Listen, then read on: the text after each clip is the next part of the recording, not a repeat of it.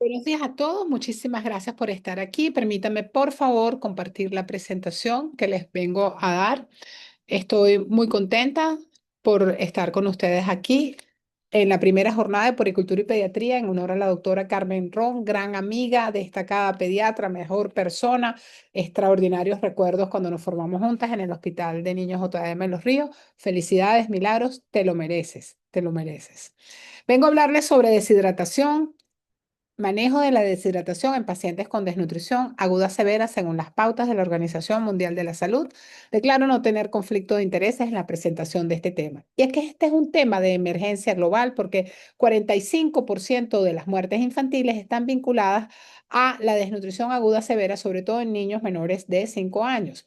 También la mortalidad hospitalaria en países de bajos recursos supera el 20% y esto es inaceptable.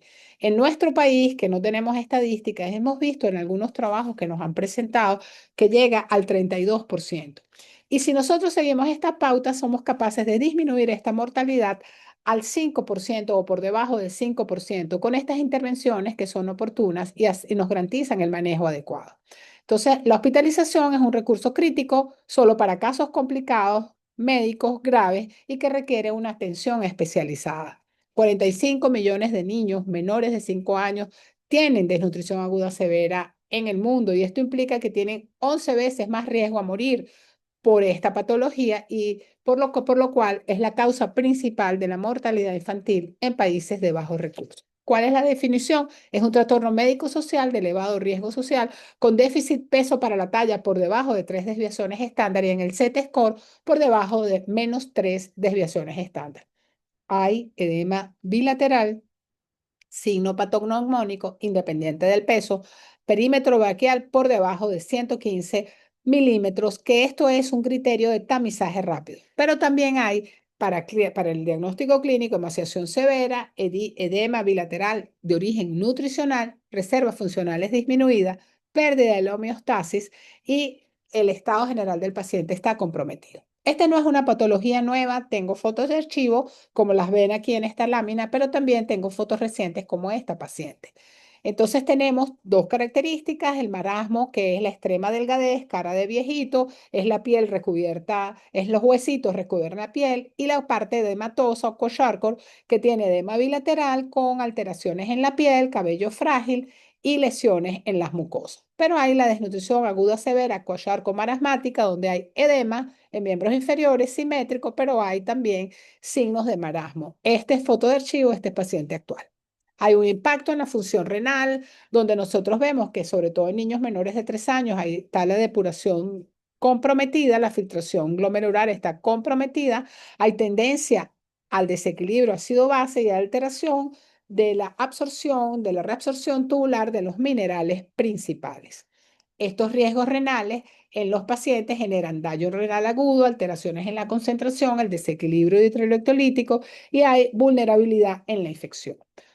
Para la infección. ¿Cuáles son los criterios de ingreso? Bueno, cuando tienen un paciente desnutrido, edematoso o marasmático que tiene además complicaciones médicas, infecciones, no esperen fiebre, estos pacientes no hacen fiebre, puede estar en estado de shock, hipoglicemia recurrente o rechazo al alimento, consideren mucho eso.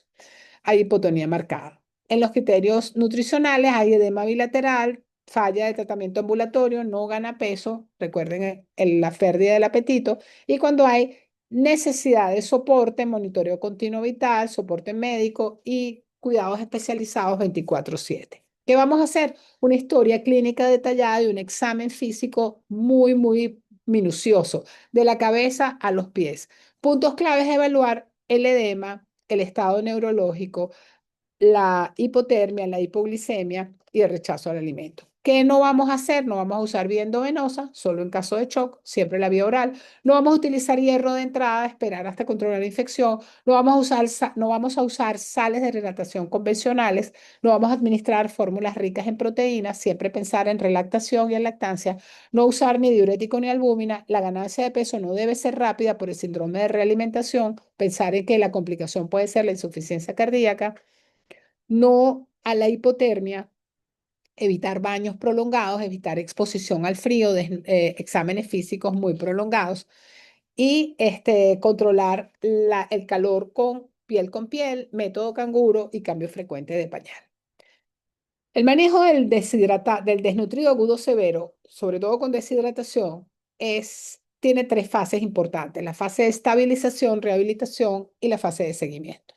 Nosotros nos vamos a ocupar de la fase de estabilización, que es en la primera semana. En las primeras 48 horas, este paciente muere por hipoglicemia, hipotermia y deshidratación. Eso es muy importante a tomar en cuenta.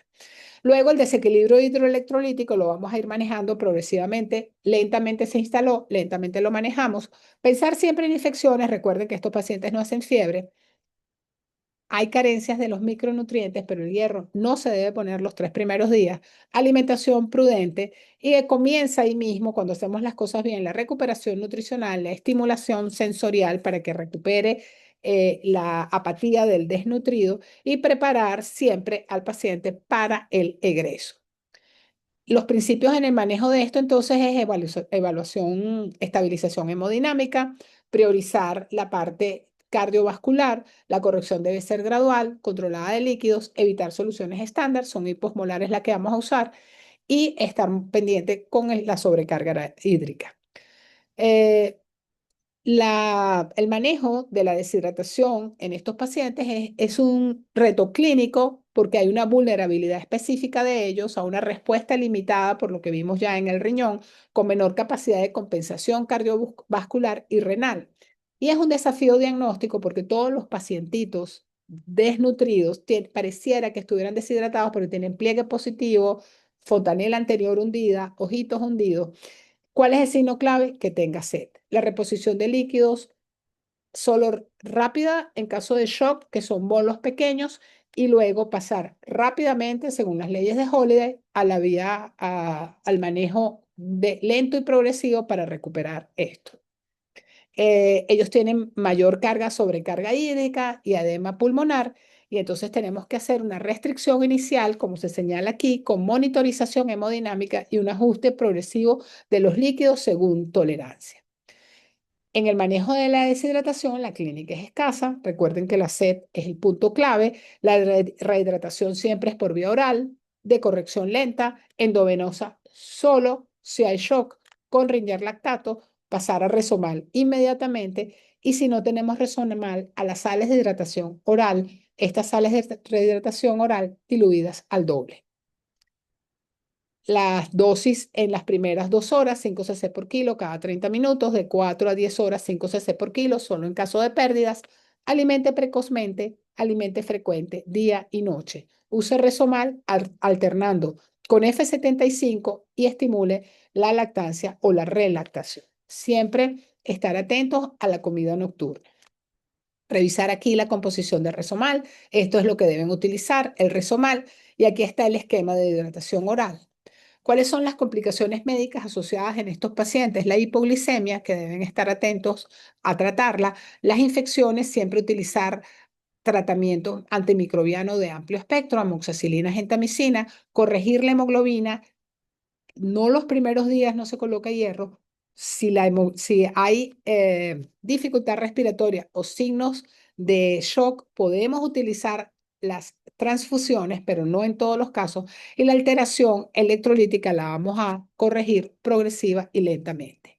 La hospitalización es obligatoria en paciente hematoso, con shock, con convulsiones, con anorexia completa, con hipoglicemia, hipotermia o signos de infecciones graves. Definir el uso del manejo del shock en pacientes que tengan shock hipovolémico o séptico, distinguir entre uno y otro según la clínica, porque el tratamiento va a ser distinto entre uno y otro. A recuperar la conciencia, siempre utilizar la vía oral. Estar atentos a la insuficiencia cardíaca, a la dificultad respiratoria, la taquicardia, la dilatación yugular, frenar el aporte de líquidos endovenosos, utilizar bombas de infusión y manejar la insuficiencia cardíaca según el tratamiento establecido. El manejo de los electrolitos es lento, es progresivo, a menos que haya una emergencia. Y el manejo de la acidosis metabólica también lo vamos a hacer según la fórmula, utilizar, reponer a 2/3 y estar muy atentos de la hipocalemia para el uso del bicarbonato y de la hipocalcemia y la hipomagnesemia, porque si no puede haber asistolia o tetania. En el caso de la hipotermia, estar atentos a la temperatura del paciente, al cambio frecuente de pañal, a que esté bien arropado. Hipotermia con hipoglicemia es signo de sepsis. Recordar que estos pacientes pueden morir por esta causa, por hipotermia. En caso de tratamiento nutricional, iniciar con leche F75, iniciar con lactancia si es menor de 6 meses o relactancia, siempre insistir en relactancia.